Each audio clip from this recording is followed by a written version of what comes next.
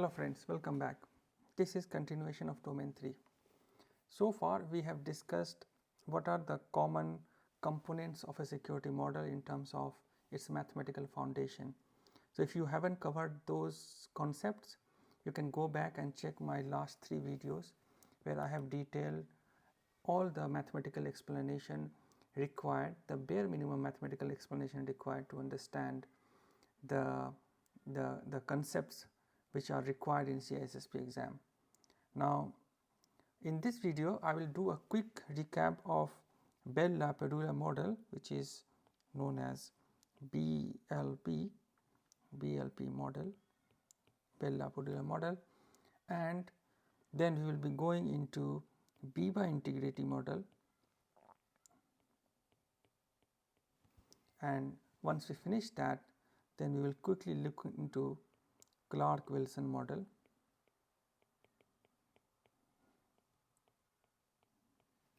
and then we will close our discussion with Brewer Nash model.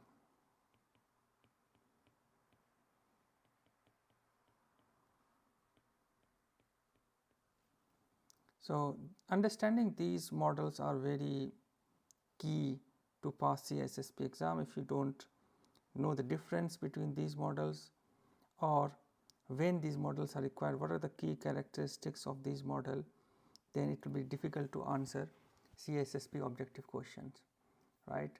So let's start with a quick recap of BLP, which is Padula model. So when it comes to BLP, Padula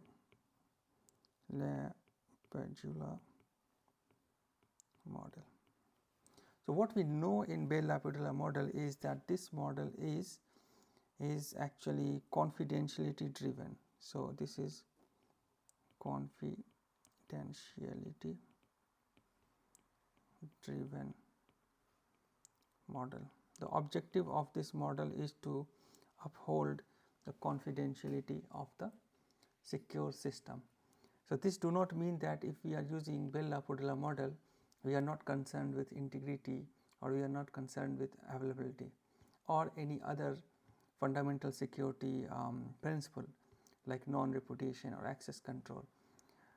What it means is that the prime focus of BLP or Padula model is confidentiality, and this BLP model specifies 3 rules, right? So we should know 3 rules which is specified by BLP.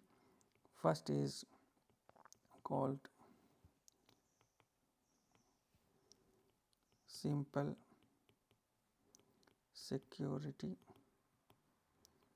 property, and then we have a star property, and then we have discretionary security property, right?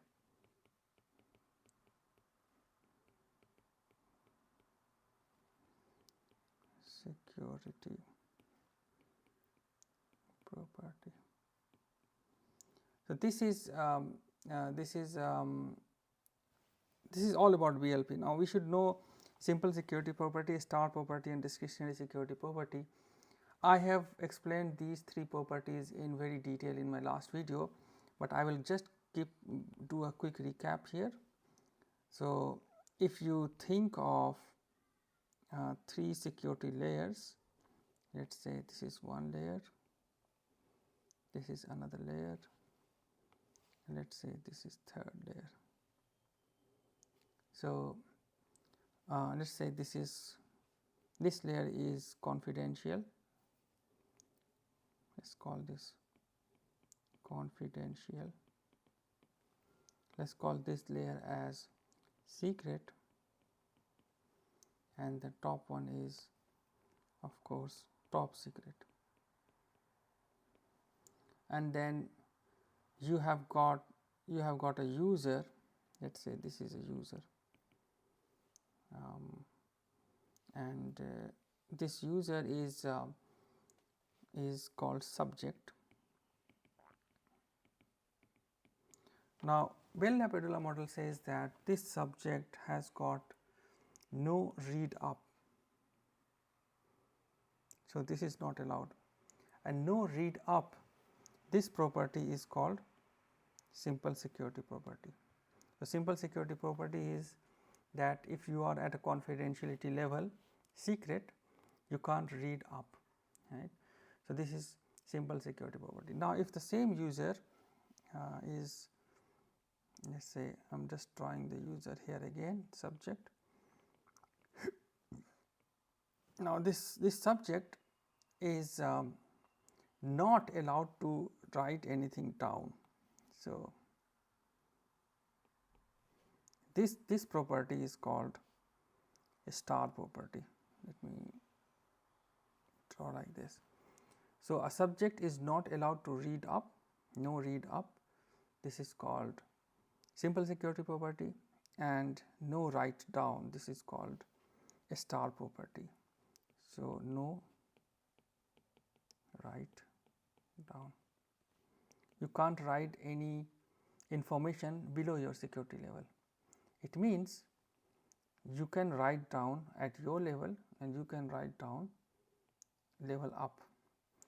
This also means you can read at your level and you can read below your level, but you can't write up your level. So, this is called simple security property and star property. When it comes to discretionary security property, if you remember my last video, I talked of access matrix. So, which subject is allowed to access which object. So, you will be having a matrix like this.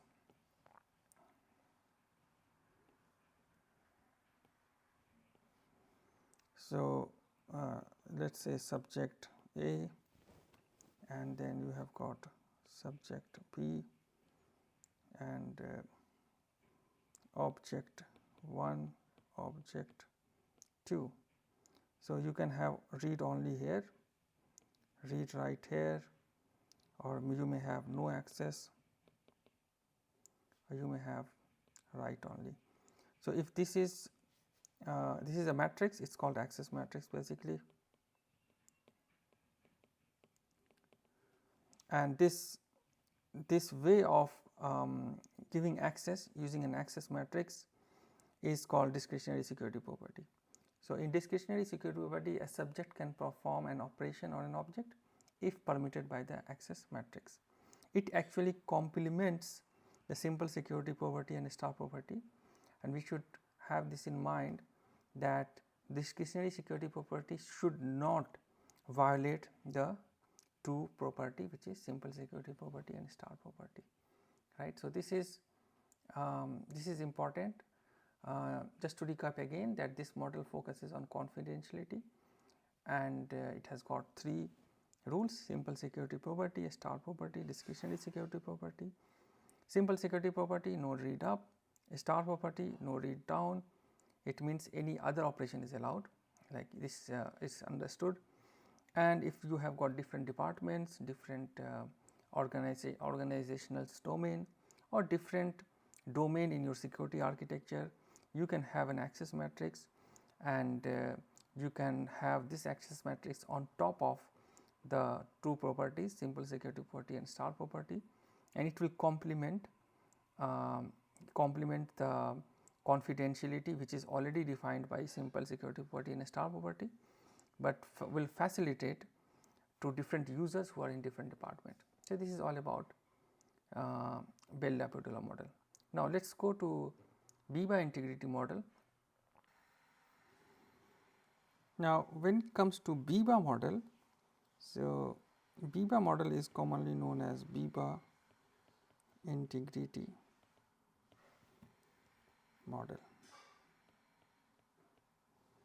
Why integrity? Because this model is focused on maintaining integrity of the system. Now, Biba Integrity Model is similar to Padula model, as in like it is also a lattice based model, and it provides 2 axioms, and these actually define the overall functioning of subjects and objects in the model. So, what are the 2 different axioms? The first one is called simple integrity axiom, and second one is called star integrity axiom. So, if you recall Biba Padula model, here we have got simple security property and a star property. So, we do not use word confidential, confidentiality here, but when it comes to integrity, we have simple integrity axiom and a star integrity axiom. Again, it is very simple to understand, no hi-fi concept. So, you have, let us assume you have got 3 levels. So, this is your top secret level, and let us say this is your secret level, and then you have got confidential level. So, this is confidential, and then you have got secret, and then you have got top secret, and then let us make a user. Let us say this is a user here, and this is also a user here. They are called subject. Remember the original article published in 1976, which I explained in my last video. The mathematical foundation have certain names, subject, object, so we use that instead of user. Now, what integrity rule set is here?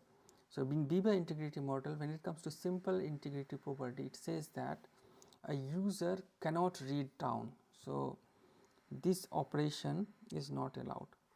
The user can't read down. So, this is called no read down, right. So, no read down, you can't read down, and this is very easy to understand, that if you are reading a data below your security level, there are chances that that data will not have that integrity, or if you read the data, you may misinterpret it, or you may cause corruption when it comes to interpreting those data to your security level. So, no read down, you can't read any data which is below your security level. This also means that if you want to read at your security level, this is allowed. If you want to read higher, this is allowed. So, cumulatively all these three is known as simple integrity axiom, or simple integrity property also you can say, axiom or property.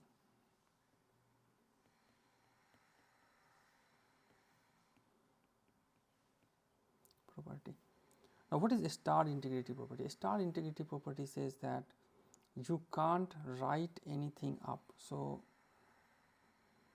this operation is not allowed, which is no write up. But this also means you can write at your security level and you can write below your security level. So, this is a star integrity property or a star integrity axiom, right. So, this is very easy to understand, that when you want to maintain integrity of the system, you do not mess with a data set which is above your security level or which is higher your security level, you are not allowed, right. And then when it comes to reading the data, you always read data at your security level or a security level above your security level, but you do not read data which is below your security level.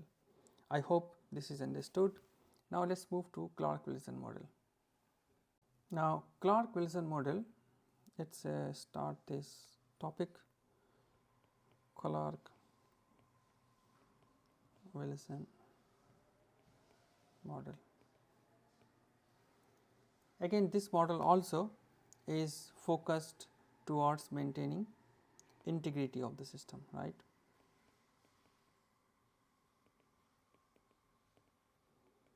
So, Clak-Wilson model is similar to Biba model in its objective. Biba model also aims to achieve to safeguard the integrity of a system, secure system. Clak-Wilson model also try to achieve the integrity of a secure system, right. But the approach is different. So, Biba integrity model is lattice based, Clak-Wilson model is not lattice based. They propose like their proposed approach is to base the security model on two concepts that the commercial world developed to protect against fraud long before computers, right. So, let me tell you what are these two concepts. So, first concept is called well formed transaction.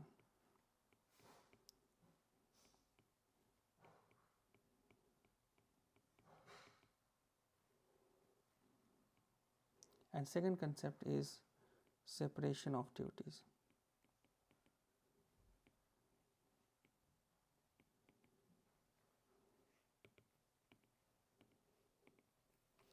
So, well formed transaction it is taken from the old classical commercial world, where when you have this in old time you have ledgers, and if there is a mistake in any data entry, it was not allowed you to erase the entry. So, if you have made, let us say, $200 entry which is not right, it has to be only $100. Let me explain you. So, if you have got let us say entries amount. So, you have got entry A which is $100, entry B which is $200, entry C which was supposed to be $300, but someone put this as $500, right. So, what you do, instead of erasing it, or instead of putting a star cross here, you do not do that. What you do, you make an entry D and you say dollar. So, because this was originally intended to be only $300, so you do here minus 200, right, and you say you put some star here and you explain down the line that a star is meant to be corrected C value, right. So, this is the essence of what we call is well formed transaction, right. So, you maintain your integrity by having this concept of well formed transaction, right. So, what is how you put this well formed transaction in a secure system depends on how you design and architect the system. So, separation of duties here in this Clak-Wilson model means you have right subjects having access to the right set of data, so that they do not manipulate or they do not put any error in a data set, right. So, if you have a strict separation of duty, you will be having a strict right permission to subjects to deal with different kind of data in your organization. So, this is essentially Clak-Wilson model. Now, let us go to the Brewer Nash model. So, now this is the last security model we will be discussing in this video. This is called Brewer Nash model. This model has got 3 more names. It is also called the Chinese wall or Chinese wall model, right. Chinese wall, or sometimes it is also known as ethical wall, or sometimes it is called cone of silence.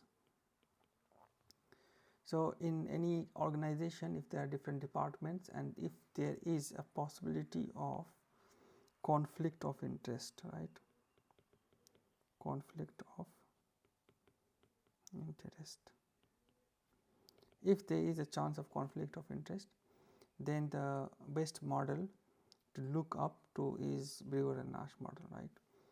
So, what Brewer Nash model actually does? So, if you remember, in Padula model, you have got different attributes associated with subjects and objects, and the access to data is determined based on the attributes of the subjects and object. So, whatever attribute subject has and whatever attributes object has, then you create an access matrix, which is also called the discretionary security property, and based on that you give access from subject to object. But in Brewer Nash model, the security model is based on segregation of duties, right. So, it is not based on the intrinsic attributes of subject and object, but this is more based on the principle of segregation of duties. So, the principle of segregation of duty here in Brewer Nash model says that the access to the data for any set of user or any subject must be limited by what data the person is already permitted to access, right. So, you have got a user or a subject, he has got access to a data set A.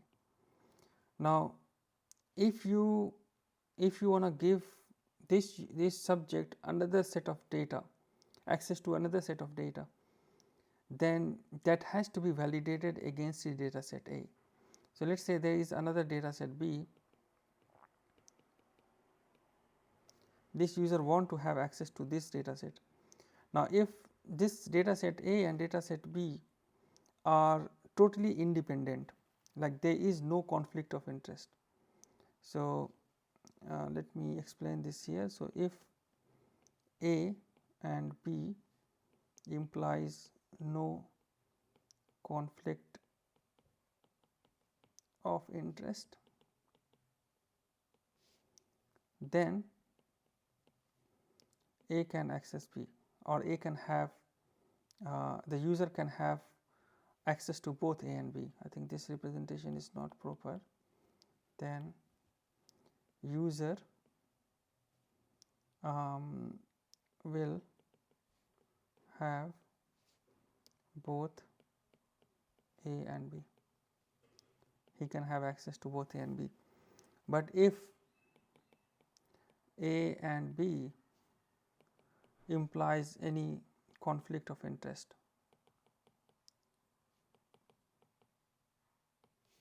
then